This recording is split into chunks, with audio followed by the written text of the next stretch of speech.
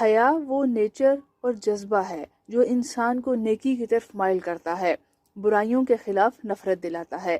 ایک مسلمان کا ایمان ایسا ہی ہونا چاہیے کہ اس میں حیا ہو، کیونکہ رسول اللہ صلی اللہ علیہ وآلہ وسلم نے حیا کو ایمان کا ایک شعبہ قرار دیا۔ فرمایا کہ ایمان کے 70 سے زائد شعبے ہیں، اور ان میں سب سے افضل لا الہ الا اللہ یعنی توحید ہے، اور سب سے کمتر درجہ راستے سے تکلیف دہ چیز ہٹانا ہے۔ حیا بھی ایمان کا ہی ایک حصہ ہے، اور فرمایا کہ حیا جنت میں داخلے کا سبب ہے، کیونکہ حیا ایمان کا حصہ ہے۔ تو جس شخص میں کوئی حیا نہیں، وہ ایمان کے بہت بڑے وصف سے محروم ہے۔